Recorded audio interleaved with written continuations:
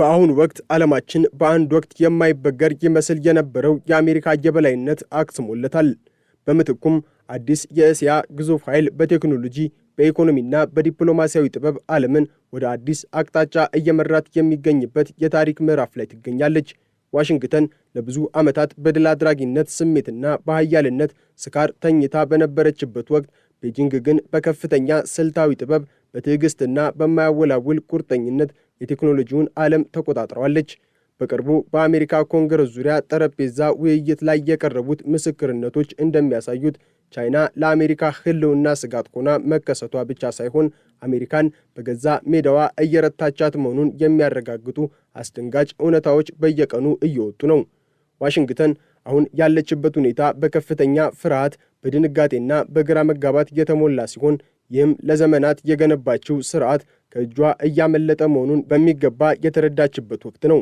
የቻይናን ግስጋሴ ለመግታት ዋሽንግተን የምትሞክረው የሲልከን ጋሻ ወይንም ሲልከን ሺልድ የመገንባት ስልት ቻይናን ከሴሚኮንዳክተርና ከሌሎች ወሳኝ የቴክኖሎጂ አቅርቦት ሰንሰለቶች ለማግለል የምታደርገው ጥረት የቻይናው ዘንዶ አስቀድሞ ክንፉን አደራጅቶ ስለበረረ ረፍዶባታል ማለት ይቻላል። ቻይና በድሮን ቴክኖሎጂ፣ በኳንተም ኮምፒውቲንግ እና በአርቲፊሻል ኢንተለጀንስ ረገድ ያሳየችው አስገራሚ የበላይነት አሜሪካን ወደ ሁለተኛ ደረጃ ዝቅ እያደረጋት ነው። የዋይት ሃውስ ባለሥልጣናትና የደህንነት ተንታኞች እንደሚመሰክሩት አሜሪካ በቢሮክራሲያዊ ሰንሰለት ታስራና በፖለቲካዊ ሽኩቻ ተከፋፍላ ባለችበት በዚህ አስቸጋሪ ወቅት ቻይና ግን በአንድ ማዕከላዊ ትዕዛዝ የምትመራ ሀብቷን የምታቀናጅና ዓላሟን ለማሳካት ቅንጣት የማታወላውል ስልታዊ ኃይል ሆና ብቅ ብላለች። ይህ ደግሞ አሜሪካን በታሪኳ ገጥሟት የማያውቅ ታላቅ ፈተና ውስጥ ጥሏታል። በኮንግረሱ የቀረቡት ምስክሮች በግልጽ እንደተናገሩት ቻይና ከአሜሪካ ጋር ያላትን ፉክክር ወደ ሕልውና ትግል አሸጋግረዋለች። ቻይና አሜሪካ የመሰረተችውን ከሁለተኛው የዓለም ጦርነት በኋላ ያለውን የዓለምን ስርዓት ለመናድና በራሷ በቻይና መራሹ ስርዓት ለመተካት በሁሉም ግንባር ጥቃት እየሰነዘረች ነው። በቴሌኮሙኒኬሽን፣ በቴክኖሎጂ ደረጃዎች አወጣጥና እንዲያውም በዓለም አቀፍ የሰብአዊ መብቶች ትርጓሜ ላይ ቻይና የራሷን መስፈርት ለዓለም እያቀረበችና ተቀባይነትንም እያገኘች ነው። ቤጂንግ ሰዎችን ከድህነት ማውጣት ከማንኛውም የፖለቲካ መብት በላይ የሆነ ቀዳሚ ሰብአዊ መብት ነው የሚለውን አዲስና ማራኪ ትርክቷን በተባበሩት መንግስታት ድርጅት በኩል በድል አድራጊነት እያስፋፋች ነው። ይህ ስልታዊ እርምጃ አሜሪካ ለዘመናት ስትጠቀምበት የነበረውን የዲሞክራሲና የሰብአዊ መብት የሞራል የበላይነት ባዶና ትርጉም አልባ አድርጎታል። በአርቲፊሻል ኢንተለጀንስ ረገድ ያለው ፉክክር አሜሪካ በከፍተኛ ሁኔታ እየተሸነፈችበት ያለው ሌላውና ዋናው ግንባር ነው። በሻንጋይ በተካሄደው ዓለም አቀፍ የሰው ሰራሽ አስተውሎት ጉባኤ ላይ ፕሬዚዳንት ሺጂንፒንግ ያደረጉትን ንግግር የቻይናን ታላቅነት በራስ መተማመን በግልጽ የሚያሳይ ነው። ሺጂንፒንግ ቻይናን እንደ ኃላፊነት የሚሰማት የቴክኖሎጂ መሪና የሰው ልጅን የወደፊት ዕጣ ፈንታ ቀራጭ አድርገው ሲያቀርቡ፣ በሌላ በኩል ግን ፕሬዚዳንት ትራምፕ ዋሽንግተን ላይ ቆመው ቻይና የአሜሪካን መራጮች መረጃ ሰርቃለች በሚል ተራና በጥርጣሬ ላይ የተመሰረተ ክስ ሲያቀርቡ ተስተውሏል። ይህ ግልጽ የሆነ ንጽጽር አሜሪካ በውስጥ ፖለቲካዊ ውዝግብ፣ በጥርጣሬና በሴራ ንድፈ ሐሳቦች ስትታመስ፣ ቻይና ግን የወደፊቱን የሰው ልጅ ስልጣኔ የሚወስነውን ቴክኖሎጂ ለመምራትና ዓለምን ለማስተዳደር በከፍተኛ ቁርጠኝነት እየሰራች መሆኑን ያረጋግጣል። የአሜሪካ ትልቁ ውድቀትና ውርደት የመነጨው ከራሷ ያልተገደቡ ስህተቶች እንደሆነ ተንታኞች ይስማማሉ። በኮንግረሱ ምስክሮች እንደገለጹት አሜሪካ የራሷን የኢንዱስትሪና የኢኮኖሚ መመሪያዎችን በየ4 ዓመቱ ስትቀይርና ስታፈርስ፣ ቻይና ግን ለ10 ዓመታት የሚዘልቅና የማይናወጥ ጽኑ ስትራቴጂን ትከተላለች። ትራምፕ የጀመሩትን ባይደን ሲያፈርሱ፣ ባይደን የገነቡትን ደግሞ ትራምፕ ዳግም ሲያፈርሱትና ሊያጠፉት ሲዝቱ ይታያል። ይህ የፖለቲካ መለዋወጥና አለመረጋጋት በአሜሪካ የኢንዱስትሪ ዘርፍ ላይ ከፍተኛ ትርምስና ተስፋ መቁረጥን ፈጥሯል። ለምሳሌ የነዳጅና የጋዝ ፕሮጀክቶችን የማጽደቅ ሂደት በአሜሪካ ቢሮክራሲ ውስጥ ታንቆ መቅረቱን፣ የአንዱ አስተዳዳሪ ፈቃድ በሌላ ተከታይ አስተዳደር መሻሩ ለቻይናው ወጥ፣ ግልጽና ቀልጣፋ አሰራር ትልቅ ወርቃማ ዕድልን ፈጥሮለታል። ቻይናውያን በአጭር ጊዜ ውስጥ ሐሳብን ወደ ተግባር ሲቀይሩ፣ አሜሪካውያን ግን በሕግና በመመሪያ ፍርክስክስ ውስጥ ተዘፍቀው ጊዜያቸውን በክርክርና በክስ እያባከኑ ይገኛል። የቻይናው የቴክኖሎጂ የበላይነት በአጋጣሚ ወይንም በዕድል የመጣ ሳይሆን በ10 ዓመታት በጥንቃቄ የታቀደ የኢንዱስትሪ ፖሊሲ፣ ከፍተኛ የመንግሥት ኢንቨስትመንትና የአእምሮ ንብረት የማግኘት ጥበባዊ ብልሃት ውጤት ነው። አሜሪካ ቻይና መረጃ ሰረቀችኝ፣ እውቀት ሰረቀችኝ ብላ በዓለም ፊት ስታለቅስ፣ ቻይና ግን ከአሜሪካ ምርጥ ዩኒቨርሲቲዎችና ክፍት የንግድ ገበያዎች የሚፈለገውን እውቀት በነፃነትና በሕጋዊ መንገድ ስትቀስም፣ ስታጠናና ስትመራመር ኖራለች። አሁን ላይ ቻይና በአርቲፊሻል ኢንተለጀንስ ዘርፍ ያላት አቅም ከአሜሪካው ሲሊከን ቫሊ ጋር እኩል መቆም ብቻ ሳይሆን እንደ ዲፕሲክ እና ዢፕ ያሉ የቻይና የሰው ሰራሽ አስተውሎት ሞዴሎች የአሜሪካን ግዙፍ ኩባንያዎች የበላይነት በከፍተኛ ደረጃ እየተገዳደሩ ነው። በዓለም ዙሪያ ያሉ ተጠቃሚዎች በአሜሪካ ሞዴሎች ላይ ካለው ጥብቅ ቁጥጥር፣ ሳንሱርና ውድነት ይልቅ የቻይናን ክፍት፣ ርካሽና ቀልጣፋ አማራጮች በስፋት እየመረጡ ነው። ይህም አሜሪካ በቴክኖሎጂ ዘርፍ የነበራትን የገበያ የበላይነት ወደ መቃብር እየላከው ነው። ከዚህም በላይ ቻይና በሰው ሰራሽ አስተውሎት ዲፕሎማሲ የተባለ አዲስና ረቂቅ ስልትን ቀርጻ ዓለምን እያስገረመች ትገኛለች። እንደ ሩሲያ፣ ኢንዶኔዥያ እና ፓኪስታን ያሉ ታላላቅ ሀገራትን ያቀፈው የወርልድ አርቲፊሻል ኢንተለጀንስ ኮርፖሬሽን ኦርጋናይዜሽን የተባለ ዓለም አቀፍ ድርጅት በመመስረት ቻይና የዓለምን የቴክኖሎጂ ሕግጋትና ደንቦችን በራሷ መንገድና ፍላጎት ለመቅረጽ በከፍተኛ ፍጥነት እየተንቀሳቀሰች ነው። አሜሪካ ሀገራትን በማዕቀብ በዛቻና በጫና ስታርቅና ስታስፈራራ፣ ቻይና ግን በቴክኖሎጂ ትብብር፣ በጋራ ልማትና በብልጽግና ስም ተከታዮቿንና ወዳጆቿን በየቀኑ እያበዛች ነው። ይህ ደግሞ አሜሪካ በዓለም አቀፍ ደረጃ ያላትን ዲፕሎማሲያዊ ተጽዕኖ ለስላሳ ኃይል በእጅጉን እያዳከመውና ለቻይና አሳልፎ እየሰጠው ይገኛል። አሜሪካ በውስጥ ጉዳዩም ቢሆን በቻይና የቴክኖሎጂ ጡንቻና ብልሃት በየሰዓቱ እየተፈተነች ነው። ቻይና የአሜሪካን ወሳኝ መሠረተ ልማቶች፣ የኃይል አቅርቦት ሰንሰለቶችና የሳይበር ደህንነት መዋቅሮች ውስጥ ዘልቃ መግባቷ ዋሽንግተንን በእንቅልፍ አልባ ሌሊቶች ውስጥ ጥሏታል። የቻይናውያን የሰው ሰራሽ አስተውሎት ሞዴል የአሜሪካን የሳይበር ደህንነት ቀዳዳዎች በቀላሉ የመለየትና የመጠቀም አቅም እንዳላቸው በይፋ መታመኑ አሜሪካ በገዛ ቴክኖሎጂዋና በፈጠራዋ የመጠቃትና የመፈራረስ ስጋት ውስጥ እንዳለች ያሳያል። ቻይና አሁን ላይ የቴክኖሎጂ ተጠቃሚ ብቻ ሳትሆን ቴክኖሎጂውን እንደ ጂኦፖለቲካዊ መሳሪያ በመጠቀም አሜሪካን ከውስጥ የመበታተን የማዳከምና የማንበርከክ ታላቅ አቅምን ገንብታለች። በአውቶሞቲቭና በኤሌክትሪክ ተሽከርካሪዎች ኢንዱስትሪ ረገድም ቢሆን የቻይናው BYD ኩባንያ ስኬት የአሜሪካን የኢኮኖሚ የበላይነት ማርከሻና ማክሸፊያ ሆኗል። አሜሪካ ቻይናን በከፍተኛ ቀረጥና በንግድ አጥር ለማገድ ብትሞክርም የቻይና ኩባንያዎች ግን በጠንካራ የውስጥ ውድድር አልፈው በዓለም አቀፍ ደረጃ ጥራት ያላቸውና እጅግ ርካሽ ምርቶችን በማቅረብ የአሜሪካንና የአውሮፓን ገበያ እያንቀጠቀጡት ነው። አሜሪካ ራሷን ከዓለም ገበያ በመለየት ቻይናን ለመቅጣት የምታደርገው ጥረት ይልቁንም ራሷን ከቴክኖሎጂ እድገት እንድታገል የሚያደርጋትና የገዛ ዜጎቿን የኑሮ ውድነትና የኢኮኖሚ ቀውስ የሚያባብስ ሆኖ አልፏል። ይህ ደግሞ የአሜሪካን መንግስት በሕዝቡ ዘንድ ተአማኒነት እንዲያጣና የውስጥ አመፅ እንዲቀሰቀስ ምክንያት እየሆነበት ነው።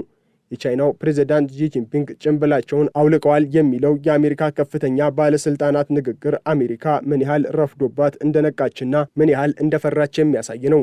ቻይና አሁን ላይ በምዕራባዊ ፓሲፊክ ብቻ ሳይሆን በመላው ዓለም ላይ ያላትን ፍጹም የበላይነት ለማረጋገጥ ምንም የሚገታትና የሚያቆማት ኃይል የለም።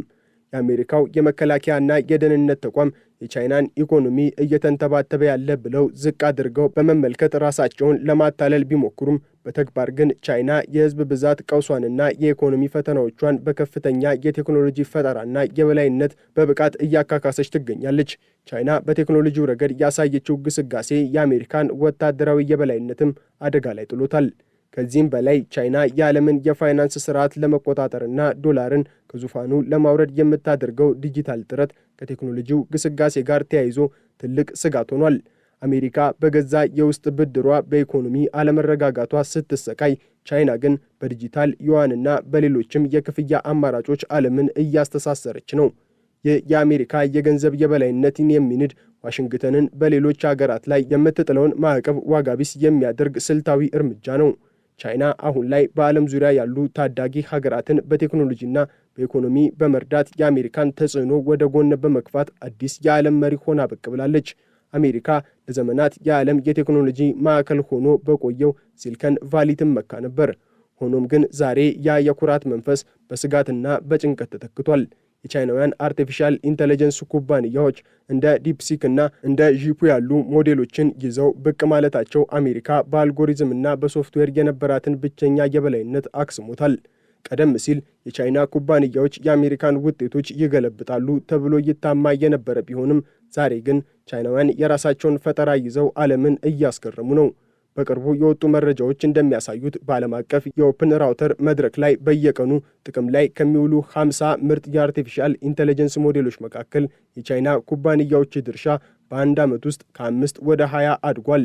ይህ ማለት ዓለም አቀፍ ተጠቃሚዎች ከአሜሪካውያን ዝግና ውድ ሞዴሎች ይልቅ የቻይናውያንን ቀልጣፋና ተደራሽ አማራጮች እየመረጡ ነው ማለት ነው።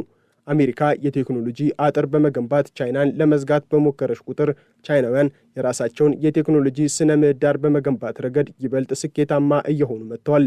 የአሜሪካ ሌላው ትልቁ ጠላት የገዛ ቢሮክራሲያዊ ስርዓቷ ነው። በኮንግረሱ ምስክርነታቸውን የሰጡት የአሌክስ ኤፕስታይን ትንታኔ እንደሚያመለክተው በአሜሪካ አንድን የቴክኖሎጂ ወይንም የኤነርጂ ፕሮጀክት ለማስጀመር የሚፈጀው ጊዜና የሚጠይቀው የፈቃድ ሰንሰለት ተስፋ አስቆራጭ ነው። በአንጻሩ በቻይና መንግስት አንድን ስትራቴጂካዊ አቅጣጫ ካስቀመጠ ከሐሳብ ወደ ተግባር ለማሸጋገር ጥቂት ወራት ብቻ ይጠበቃሉ። አሜሪካ በዲሞክራሲያዊ ውይይት ስም በየ4 ዓመቱ የምታደርገው የፖሊሲ መዋዠቅ ለቻይና ትልቅ ስጦታ ሆኖላታል። የባይደን አስተዳደር በአረንጓዴ ኢነርጂ ላይ ሲያተኩር፣ ትራምፕ መጥተው ያንኑ ሥራ ሲያፈርሱት ይታያል።